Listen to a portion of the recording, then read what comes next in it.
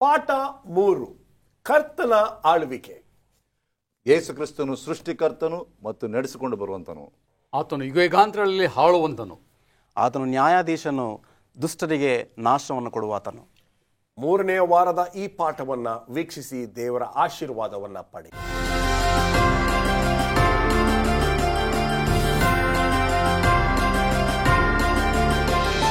ನಮಸ್ಕಾರ ಪ್ರಿಯ ವೀಕ್ಷಕರೇ, ಯೇಸು ಕ್ರಿಸ್ತನ ಆ ಮಧುರವಾಗಿರ್ತಕ್ಕಂಥ ನಾಮದಲ್ಲಿ ನಿಮ್ಮೆಲ್ಲರಿಗೂ ಸುಸ್ವಾಗತವನ್ನು ಕೋರಲು ಬಯಸ್ತೇನೆ. 3ನೇ ಪಾಠಕ್ಕೆ ಬನ್ನಿ, ನಮ್ಮ ಅತಿಥಿಗಳನ್ನು ಸ್ವಾಗತ ಮಾಡಿ ನಮ್ಮ ಈ ಕಾರ್ಯಕ್ರಮಕ್ಕೆ ಚಾಲನೆಯನ್ನು ನೀಡೋಣ. ಬೋಧಕರಾಗಿರ್ತಕ್ಕಂಥ ಮುತ್ತು ಮ್ಯಾಥ್ಯೂ, ಬೋಧಕರಾಗಿರ್ತಕ್ಕಂಥ ರಾಜದಾಸ್ ಆನಂದಪ್ಪ, ಬೋಧಕರಾಗಿರ್ತಕ್ಕಂಥ ಕೆ ಪ್ರಸನ್ನಕುಮಾರ್. ನಮಸ್ಕಾರ, ತುಂಬಾ ಸಂತೋಷ ನೀವು ನಮ್ಮ ಕಾರ್ಯಕ್ರಮಕ್ಕೆ ಬಂದಿದ್ದು.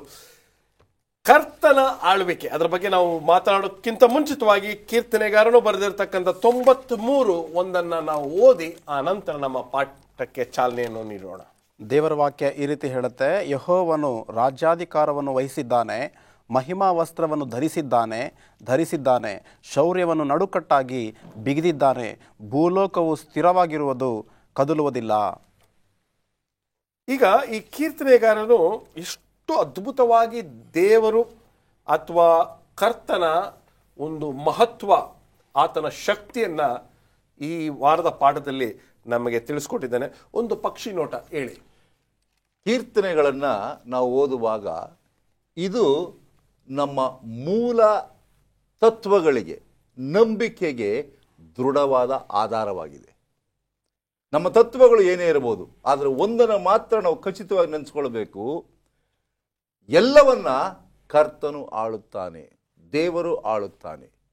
ಕರ್ತನು ಸೃಷ್ಟಿಕರ್ತನು ಮಾತ್ರವಲ್ಲ, ಆತನು ನಮ್ಮನ್ನ ನಡೆಸಿಕೊಂಡು ಹೋಗುತ್ತಾನೆ. ಈಗ ಅನೇಕರು ದಾರಿಯಲ್ಲೇ ನಮ್ಮನ್ನು ಬಿಟ್ಬಿಡ್ಬೋದು, ಆದರೆ ದೇವರು ನಮ್ಮನ್ನು ಕೈ ಬಿಡೋದಿಲ್ಲ. ಒಂದು ಸಾರಿ ನೀವು ದೇವರನ್ನು ನಂಬಿಕೊಂಡಾಗ ಆತನು ನಿಮ್ಮನ್ನು ಕೊನೆಯ ತನಕ ನಡೆಸಿಕೊಂಡು ಹೋಗುತ್ತಾನೆ. ಯಾಕೆಂದರೆ ಇಡೀ ಲೋಕವನ್ನು ತನ್ನ ಸಾರ್ವಭೌಮತ್ವದಿಂದ ಆಳ್ತಕ್ಕಂಥ ರಾಜ ಕ್ರಿಸ್ತನಾಗಿದ್ದಾನೆ.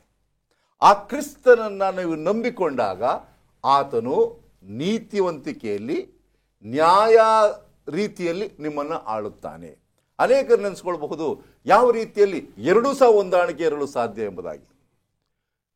ಕರ್ತನು ನ್ಯಾಯವ ಸಮ್ಮತದಲ್ಲಿ ಆಳುವಂತನಾಗಿದ್ದಾನೆ. ನೀತಿವಂತರಿಗೆ ತಮ್ಮ ಪ್ರತಿಫಲಕ್ಕೆ ತಕ್ಕಂತೆ ಬಹುಮಾನವನ್ನು ಕೊಡ್ತಾನೆ, ಮತ್ತು ದುಷ್ಟರಿಗೆ ತಮಗೆ ಆಗಬೇಕಾದಂಥ ಪ್ರತಿಫಲವನ್ನು ಸಹ ಕೊಡ್ತಾನೆ. ಆದರೆ ಒಂದನ್ನು ನೆನೆಸ್ಕೊಳ್ಬೇಕು, ನಮ್ಮ ಸಮಯದಲ್ಲ, ಆತನ ಸಮಯದಲ್ಲಿ. ಅನೇಕ ಸಲ ನೆನೆಸ್ಕೊಳ್ತೇವೆ, ಇವನು ತಪ್ಪು ಮಾಡ್ತಾನೆ, ಇವನು ಶಿಕ್ಷೆ ಈಗಲೇ ಆಗಬೇಕು, ನಮ್ಮ ಅನಿಸಿಕೆ ಅದು.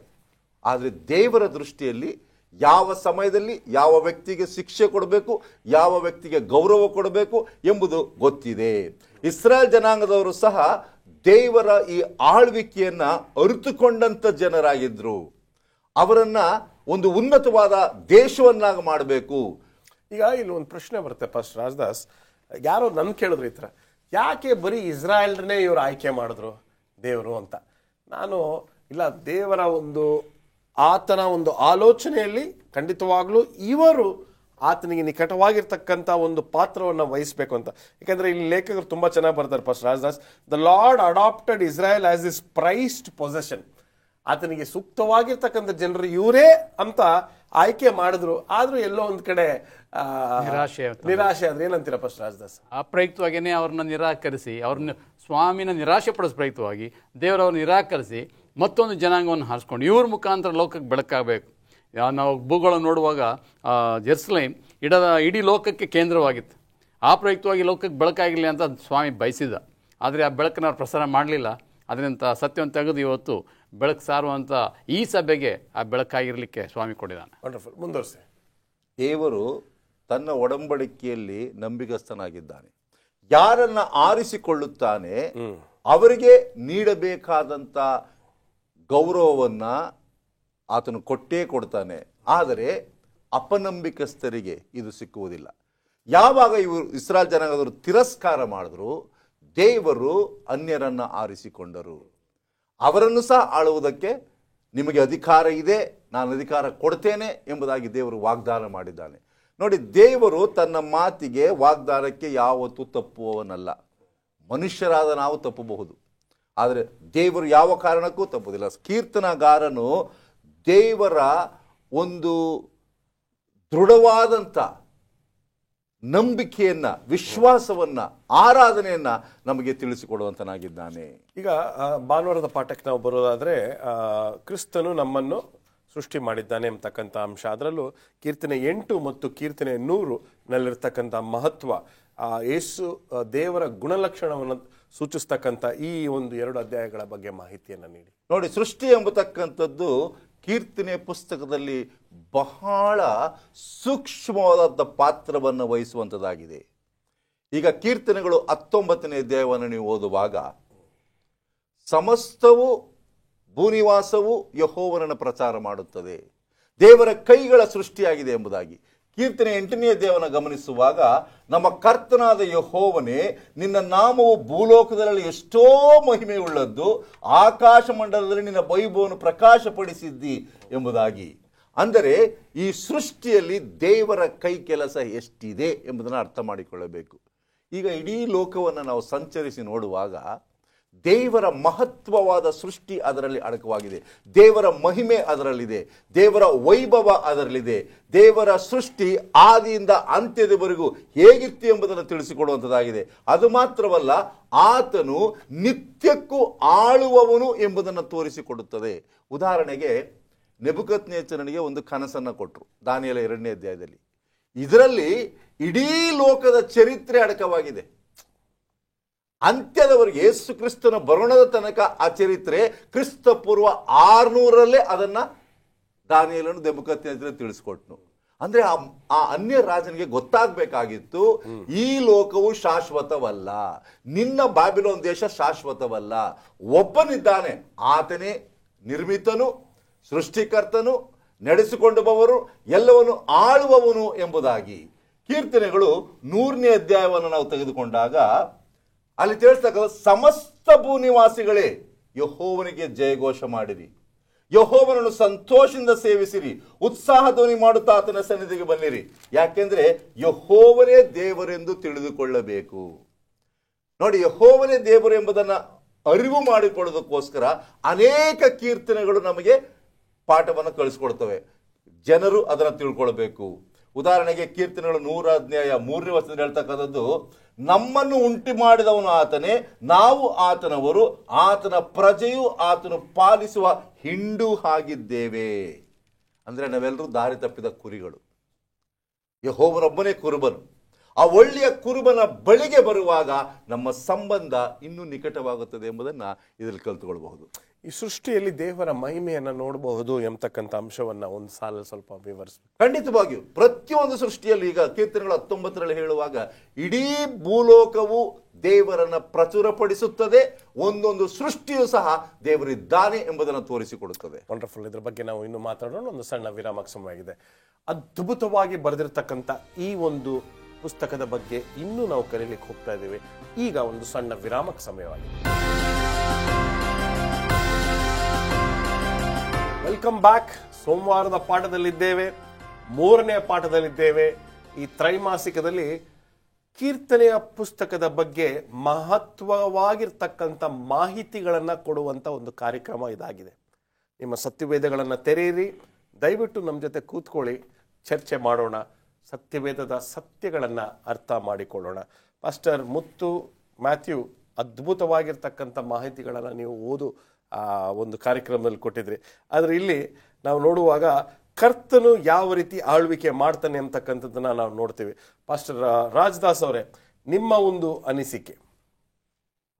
ಕರ್ತನು ಆಳುತ್ತಾನೆ ಎಂಬುದಾಗಿ ನಾವು ಕಲೀಲಿಕ್ಕೆ ಹೋಗ್ತೇವೆ. ಆಳ್ವಿಕೆ ಅಂತ ಹೇಳಿದ್ರೆ ಒಂದು ಅಂತ್ಯ ಇರಬೇಕು, ಆದರೆ ಕರ್ತನ ಆಳ್ವಿಕೆಗೆ ಅಂತ್ಯ ಇಲ್ಲ. ಆತನು ಸರ್ವಭೌಮ ಅಂತ ಹೇಳ್ತಾನೆ. ಇಡೀ ವಿಶ್ವಕ್ಕೆ ಆತನು ಯಜಮಾನನಾಗಿದ್ದಾನೆ, ಆತನು ರಾಜನಾಗಿದ್ದಾನೆ. ಅಂತಹ ದೇವರು ನಮ್ಮ ದೇವರು ಅಂತ ಹೇಳಿ ದಾವೀದ ಅದನ್ನು ಅರ್ಥೈಸ್ಕೊಂಡು ದೇವರ ಮಹಿಮೆಯನ್ನು ಪಡಿಸ್ತಾನೆ, ವಿವರಣೆ ಮಾಡ್ತಿದ್ದಾನೆ. ಆತನ ಗುಣಲಕ್ಷಣಗಳು ಯಾವುದು ಎಂಬುದಾಗಿ ಕೀರ್ತನೆ 97ನೇ ಅಧ್ಯಾಯ 1ನೇ ವಚನದಲ್ಲಿ ಹೀಗೆ ಹೇಳುತ್ತೆ, ಯೆಹೋವನು ರಾಜ್ಯಾಧಿಕಾರವನ್ನು ವಹಿಸಿದ್ದಾನೆ, ಭೂಲೋಕವು ಸಂತೋಷಿಸಲಿ, ಸಮುದ್ರದ ತೀರ ಪ್ರದೇಶಗಳೆಲ್ಲ ಹರ್ಷಿಸಲಿ, ಮುಗಿಲು ಕಾರ್ಗತ್ತಲೆಯೂ ಆತನ ಸುತ್ತಲೂ ಇರುತ್ತದೆ. ಎಲ್ಲವನ್ನ ಒಳಗೊಂಡಿದ್ದಾನೆ ಸ್ವಾಮಿ, ಯಾವುದನ್ನು ಹೊರತುಪಡಿಸಿಲ್ಲ. ಸಹಜವಾಗಿ ರಾಜರು ಒಂದು ಪ್ರಾಂತ್ಯಕ್ಕೆ ಮಾತ್ರ ಸೀಮಿತವಾಗಿರ್ತಾರೆ, ಒಂದು ಕಾಲಕ್ಕೆ ಮಾತ್ರ ಸೀಮಿತವಾಗಿರ್ತಾರೆ. ಆದರೆ ನಮ್ಮ ದೇವರು ಕರ್ತನಾದ ಯೇಸು ಸ್ವಾಮಿ ಆತನು ಯುಗಯುಗಾಂತರಕ್ಕೂ ಅರಸನಾಗಿದ್ದಾನೆ ಎಂಬುದಾಗಿ ಹೇಳ್ತಾನೆ. ನೋಡಿ 5ನೇ ವಚನ ಹೇಳುತ್ತೆ, ಸರ್ವಭೌಮನಾದ ಯೆಹೋವನ ಎದುರಿನಲ್ಲಿ ಪರ್ವತಗಳು ಮೇಣದಂತೆ ಕರಗಿ ಹೋದವು, ಗಗನ ಮಂಡಲವು ಆತನ ನೀತಿಯನ್ನು ಪ್ರಸಿದ್ಧಪಡಿಸಿತು, ಎಲ್ಲ ಜನರು ಆತನ ಮಹಿಮೆಯನ್ನು ಕಂಡರು. ಇವತ್ತು ರಾಜರದು ಮಹಿಮೆ ಆ ಪ್ರಾಂತ್ಯಕ್ಕೆ ಮಾತ್ರ ಗೊತ್ತಾಗುತ್ತೆ. ಇವತ್ತು ಇಂಗ್ಲೆಂಡ್ ದೇಶದ ರಾಜಂದು ಮಹಿಮೆ ಆ ಜನಗಳು ಮಾತ್ರ ಗೊತ್ತು, ಇಡೀ ಲೋಕಕ್ಕೆ ಗೊತ್ತಾಗಲಿಕ್ಕೆ. ಈಗ ಬಹುಶಃ ಮಾಧ್ಯಮದಿಂದ ಅನೇಕರು ತಿಳಿಬೋದು, ಆದರೆ ಇಲ್ಲಿ ಮಾಧ್ಯಮ ರಹಿತವಾಗಿ ಸ್ವಾಮಿ ತನ್ನನ್ನು ವಿವರಿಸ್ಕೊಂಡಿದ್ದಾನೆ, ವ್ಯಕ್ತಪಡಿಸ್ಕೊಂಡಿದ್ದಾನೆ. ಇಡೀ ಭೂಲೋಕ, ಪರಲೋಕ, ಸಮುದ್ರ, ಪರ್ವತಗಳು, ಶಿಖರ ಎಲ್ಲವೂ ಸಹ ಆತನ ಆಡಳಿತವನ್ನು ಅಂಗೀಕರಿಸ್ಕೊಳ್ಳೇಬೇಕು. ಎಲ್ಲದರ ಮೇಲೆ ಆತನ ಒಡೆಯನಾಗಿದ್ದಾನೆ ಎಂಬುದಾಗಿ. ಮತ್ತೆ 9ನೇ ವಚನ ಹೇಳುತ್ತೆ, ಯೆಹೋವನೇ ನೀನು ಭೂಲೋಕದ ಸರ್ವಾಧಿಕಾರಿ, ಎಲ್ಲ ದೇವರುಗಳಲ್ಲಿ ಮಹೋನ್ನತನು ನೀನೇ. ಎಲ್ಲ ದೇವರುಗಳು ತಾವೇ ರಾಜರು ಅಂತ ಹೇಳ್ತಾರೆ, ಆದರೆ ಮಹಾರಾಜಾದಿರಾಜನು ಕರ್ತನ ಕರ್ತನು ಯೇಸು ಒಬ್ಬನೇ. ಆತನ ಆಡಳಿತ ನಿರಂತರವಾಗಿರುತ್ತಂತೆ. ಇವತ್ತು ನಮಗೆ ನಂಬಿಕೆ ಇದೆ, ಈ ಜನರು ಆಳ್ತಾ ಇದ್ದಾರೆ, ಈ ಲೋಕದ ಆಡಳಿತವನ್ನು ಸಹ ಆತನೇ ಎಲ್ರಿಗೂ ಕೊಡ್ತಾನಂತೆ. ಅನ್ಯರೇ ಇರ್ಬೋದು, ಕ್ರೈಸ್ತರೇ ಇರ್ಬೋದು, ಆಡಳಿತ ದೇವರಿಂದಲೇ ಬರುತ್ತಂತೆ. ಆದರೆ ಈ ಆಡಳಿತ ಅಂತ್ಯವಾಗುತ್ತೆ ಎಂಬುದಾಗಿ ದಾನಿಯೇಲನ ಪ್ರವಾದನ ಗ್ರಂಥದಲ್ಲಿ ಓದ್ತೇವೆ. ಎಲ್ಲ ರಾಜ್ಯಗಳು, ಬಾಬಿಲೋನ್ ರಾಜ್ಯದಿಂದ ಹಿಡಿದು 5ನೇ ರಾಜ್ಯದ 10 ಬೆರಳುಗಳು 10 ರಾಜ್ಯಗಳನ್ನು ಸೂಚಿಸ್ತಾ ಇದೆ. 10 ರಾಜ್ಯಗಳಾದಮೇಲೆ ಒಂದು ಗುಂಡು ಬಂದು ಬೆಳೆದು ಈ ಎಲ್ಲ ರಾಜ್ಯಗಳನ್ನು ನಾಶ ಮಾಡಿ ಆತನ ರಾಜ್ಯ ಸ್ಥಾಪಿಸಲ್ಪಡುತ್ತಂತೆ. ಇದು ಯುಗಯುಗಾಂತರಗಳ ಕಾಲದಲ್ಲಿ ವಾಸಿಸ್ತಕ್ಕಂಥ ರಾಜ್ಯ, ಇಟರ್ನಲ್ ಕಿಂಗ್ಡಮ್ ಅಂತ ಹೇಳುತ್ತೆ. ಇವತ್ತು ಅಂತಹ ನಿತ್ಯ ರಾಜ್ಯದಲ್ಲಿ ಈತನೇ ರಾಜನಾಗಿರ್ತಾನಂತೆ, ನಿರಂತರಕ್ಕೂ ರಾಜನಾಗಿರ್ತಾನೆ. ಆ ದೇವರು ಯೇಸು ಸ್ವಾಮಿ ಎಂಬುದನ್ನು ಮಾತ್ರ ಮರಿಬಾರದು. ಅದು ದಾವೀದನಿಗೆ ಗೋಚರವಾಗಿತ್ತು, ಇವತ್ತು ನಮಗೆ ಗೋಚರ ಆಗಬೇಕಾಗಿದೆ. ಈ ಸತ್ಯವನ್ನು ನಾವು ತಿಳಿಸಬೇಕಾಗಿದೆ. ಇಹಲೋಕದ ರಾಜ್ಯಗಳೆಲ್ಲ ನಾಶ ಆಗ್ತದೆ, ಸ್ವಾಮಿ ರಾಜ್ಯ ಸ್ಥಾಪಿತ ಆಗುತ್ತೆ. ಅದಕ್ಕೆ ನಾವು ಸಿದ್ಧರಾಗಿ ಅದನ್ನು ಎದುರು ನೋಡೋನು. ಆ ರಾಜ್ಯಕ್ಕೆ ನಮ್ಮನ್ನು ಬಾಧ್ಯಸ್ಥರಾಗಿ ಮಾಡಿದ್ದಾನೆ ಸ್ವಾಮಿ.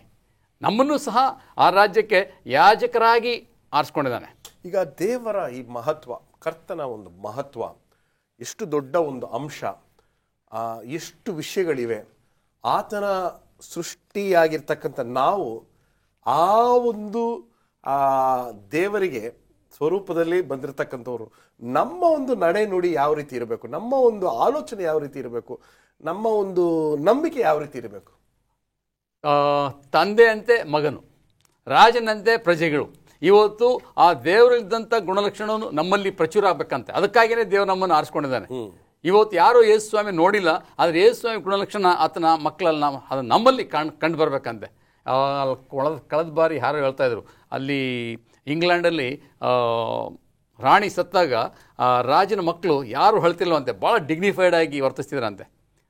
ಸಹಜವಾಗಿ ಈ ಕಡೆ ನೋಡ್ತೀವಿ, ಅದು ಸತ್ತೋಗ್ಬಿಟ್ರೆ ರೋದನೆ ಪಡ್ತಾರೆ, ಎದೆ ಬಡ್ಕೊಂಡು ಗೋಳಾಡೋದು ಕಾಣ್ತೇವೆ. ಆದರೆ ರಾಜಮಂತಂದವರು ಭಾಳ ಡಿಗ್ನಿಫೈಡ್ ಆಗಿ ಜೀವಿಸ್ತಾರೆ, ಯಾಕಂದ್ರೆ ರಾಜಕುಲದವರು ಹಾಗೆ ವರ್ತಿಸೋದು. ಇವತ್ತು ನಾವು ಆ ರಾಜನ ವಂಶದವರಾದ ಮೇಲೆ ನಾವು ಸಹ ಡಿಗ್ನಿಫೈಡ್ ಆಗಿ ಇಹಲೋಕದಲ್ಲಿ ಜೀವಿಸುವಾಗ ಎಲ್ರಿಗೂ ನಾವು ಏನು ಪ್ರತಿನಿಧಿಸಬೇಕಂದ್ರೆ ನಮ್ಮ ದೇವರು, ನಮ್ಮ ರಾಜಾದಿರಾಜ ಹೀಗಿದ್ದಾನೆ, ಆತನ ಗುಣಲಕ್ಷಣವನ್ನು ನಾವು ವ್ಯಕ್ತಪಡಿಸಬೇಕಾಗಿದೆ. ವಂಡರ್ಫುಲ್. ಮುಂದೆ ಹೋಗೋಣ. ದೇವರು ನನ್ನ ನ್ಯಾಯಾಧೀಶನು, ಹೇಳಿ ಪಾಸ್ಟರ್ ಮುತ್ತು ಮ್ಯಾಥ್ಯೂ. ದೇವರು ನನ್ನ ನ್ಯಾಯಾಧೀಶನು, ಕೀರ್ತನೆಗಳು 75ನೇ ಅಧ್ಯಾಯದ ಕುರಿತಾಗಿ ಬಹಳ ಸೊಗಸಾಗಿ ಈ ಗ್ರಂಥಕರ್ತರು ಬರೆಯೋದನ್ನು ನಾವು ಕಾಣ್ತೇವೆ. ಈ ದುಷ್ಟರು ಇಲ್ಲವೇ ಪಾಪಿಗಳು, ಪಾಪವನ್ನು ಪ್ರೀತಿಸುವಂಥವರು ಈ ನೀತಿವಂತರ ಮೇಲೆ ದಬ್ಬಾಳಿಕೆ ಮಾಡುತ್ತಿರುವಾಗ ನೀತಿವಂತರು ಏನೂ ಕೂಡ ಮಾಡಲಿಕ್ಕೆ ಸಾಧ್ಯವಿಲ್ಲ. ಅಂತಹ ಒಂದು ಬಲವಾದಂತಹ ಒಂದು ಒತ್ತಡವನ್ನು ಬಲಿಷ್ಠರು ತರ್ತಾರೆ. ಈ ಸಂದರ್ಭದಲ್ಲಿ ಅದರ ಕುರಿತಾಗಿ ಕೀರ್ತನೆಗಾರನು ಬರೀತಾ ಹೇಳ್ತಾನೆ, 75ನೇ ಅಧ್ಯಾಯ 1ನೇ ವಾಕ್ಯ, ದೇವರೇ ಕೊಂಡಾಡುತ್ತೇನೆ, ನಿನ್ನನ್ನು ಕೊಂಡಾಡುತ್ತೇವೆ, ನಿನ್ನ ನಾಮ ಮಹತ್ವವು ಸಮೀಪವಾಗಿದೆ, ನಿನ್ನ ಮಹತ್ ಕಾರ್ಯಗಳನ್ನು ವರ್ಣಿಸುತ್ತಾರೆ. ದೇವರು ನುಡಿದಿದ್ದು, ಕ್ಲುಪ್ತ ಕಾಲವು ಬಂದಾಗ ನಾನೇ ನೀತಿಯಿಂದ ತೀರ್ಪು ಕೊಡುವೆನು. ನಾವು ಸಾಧಾರಣವಾಗಿ ಒಂದು ಮಾತನ್ನು ಹೇಳ್ಕೊಳ್ತೀವಿ, ಏನಂತಂದರೆ ದೇವರ ವಾಕ್ಯದಲ್ಲಿ ಪ್ರಸಂಗಿಯಲ್ಲಿ ಬರೆದಿರೋದುಂಟು, ಈ makes everything beautiful in is time ಅಂತ. ಸೊ ಎಷ್ಟೇ ಪಾಪದ ಬಲಾತ್ಕಾರವಿದ್ದರೂ ಸಹ, ಎಷ್ಟೇ ಪಾಪ ಮೆರೆಯುತ್ತಿದ್ದರೂ ಕೂಡ ಒಂದು ದಿನ ಬರೋದುಂಟು, ದೇವರೇ ಹೇಳ್ತಿದ್ದಾನೆ, ಕ್ಲುಪ್ತ ಕಾಲ ಬಂದಾಗ ದೇವರೇ ಅದಕ್ಕೆ ತೀರ್ಪನ್ನು ಕೊಡ್ತಾನೆ. ಆ ದಿನದಲ್ಲಿ ಅನೀತಿವಂತರು ಕೆಡವಲ್ಪಡ್ತಾರೆ, ಅನೀತಿವಂತರು ನಾಶವಾಗ್ತಾರೆ, ಆದರೆ ದೇವರನ್ನು ನಂಬಿದವರು ಮಾತ್ರ ಸ್ಥಾಪಿಸಲ್ಪಡ್ತಾರೆ. ಅಷ್ಟು ಮಾತ್ರವೇ ಅಲ್ಲ, ದೇವರು ಅವರಿಗೆ ಕಿರೀಟವನ್ನು ಕೊಡುವಂಥವರಾಗಿದ್ದಾರೆ. Pastor Muthu, sorry for disturbance. ಇಲ್ಲಿ ಅನೀತಿವಂತರಿಗೆ ತುಂಬ ಅವರ ಅಂತ್ಯ ಯಾವ ರೀತಿ ಇರ್ತದೆ ಅಂತಕ್ಕಂಥ ಮಹತ್ವವನ್ನು, ಅದರ ಮಹತ್ವದ ಅಂಶವನ್ನು ತಿಳಿಸಿದ್ದಾರೆ. ನಾನು ಹೇಳ್ತಕ್ಕಂಥದ್ದು, ಎಲ್ಲರೂ ಅನೀತಿವಂತರೇ ಅಲ್ಲ, ಸೊ ಎಲ್ಲರೂ ನಾಶನ ಆಗುತ್ತಾ? ದೇವರ ಮೆಚ್ಚುಗೆಯನ್ನು ಹೊಂದಿ ಯಾರು ದೇವರ ಆಜ್ಞೆಗಳನ್ನು ಪ್ರೀತಿಸಿ ದೇವರ ಆಜ್ಞೆಗಳ ಅನುಸಾರವಾಗಿ ನಡೆಯುತ್ತಾರೋ ಅಂಥವರಿಗೆ ಖಂಡಿತವಾಗ್ಲೂ ದೇವರು ಜೀವವೆಂಬ ಜಯಮಾಲೆಯನ್ನು ಕೊಡುವಂಥವರಾಗಿದ್ದಾರೆ. ಅಂಥವರನ್ನು ದೇವರು ಖಂಡಿತವಾಗ್ಲೂ ಸ್ಥಾಪಿಸ್ತಾರೆ, ಅಂಥವರನ್ನು ಖಂಡಿತವಾಗ್ಲೂ ದೇವರು ರಕ್ಷಿಸ್ತಾರೆ. ಆದರೆ ಒಂದು ದಿನ ಬರುವುದುಂಟು, ಆ ದಿನದಲ್ಲಿ ಈ ಅನೀತಿವಂತಿಕೆಯಿಂದ ಯಾರೆಲ್ಲ ಇರ್ತಾರೋ ಅವರು ಖಂಡಿತವಾಗ್ಲೂ ನಾಶವಾಗ್ತಾರೆ ಎಂಬುದಾಗಿ ದೇವರ ವಾಕ್ಯ ಹೇಳ್ತಿದೆ. ಇಲ್ಲಿ 8ನೇ ವಾಕ್ಯವನ್ನು ನಾವು ಓದೋದಾದರೆ, ಯೆಹೋವನ ಕೈಯಲ್ಲಿ ಪಾತ್ರೆಯದೆ, ಅದು ಔಷಧಿ ಮಿಶ್ರವಾಗಿ ಉಕ್ಕುವ ದ್ರಾಕ್ಷಾರಸದಿಂದ ತುಂಬಿದೆ, ಅದರಿಂದ ಹೊಯ್ದು ಹಂಚುತ್ತಾನೆ. ಲೋಕದ ದುಷ್ಟರೆಲ್ಲರೂ ಅದರೊಳಗಿನ ಮಡ್ಡಿಯನ್ನು ಸಹ ಕುಡಿದು ಮುಗಿಸಬೇಕು. ನಾನಾದರೂ ಸದಾ ವರ್ಣಿಸುವವನಾಗಿ ಯಾಕೋಬ ವಂಶದವರ ದೇವರನ್ನು ಸಂಕೀರ್ತಿಸುವೆನು. ದುಷ್ಟರ ಕೊಂಬುಗಳನ್ನೆಲ್ಲ ಮುರಿದು ಬಿಡುವೆನು, ಆದರೆ ಭಕ್ತರ ಕೊಂಬುಗಳು ಎತ್ತಲ್ಪಡುವವು.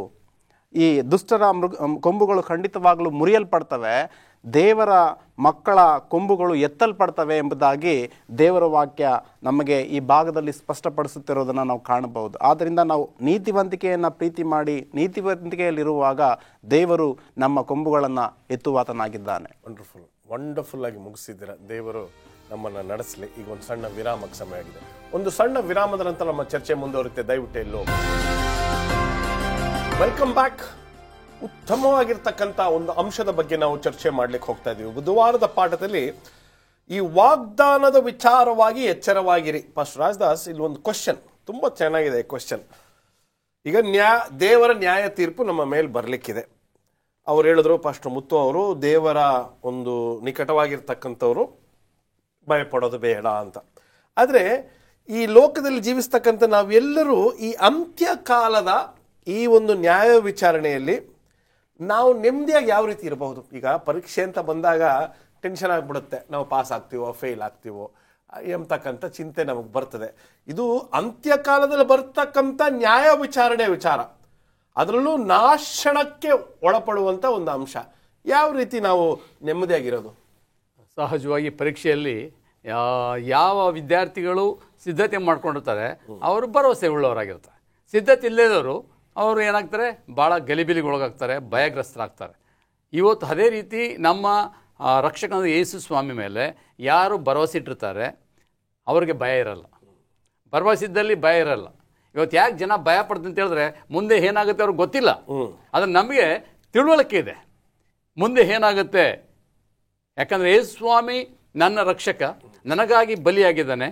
ಇವತ್ತು ನನಗಾಗಿ ತನ್ನ ರಕ್ತವನ್ನು ಸುರಿಸಿ ಪಾಪ ಪರಿಹಾರ ಮಾಡಿದ್ದಾನೆ.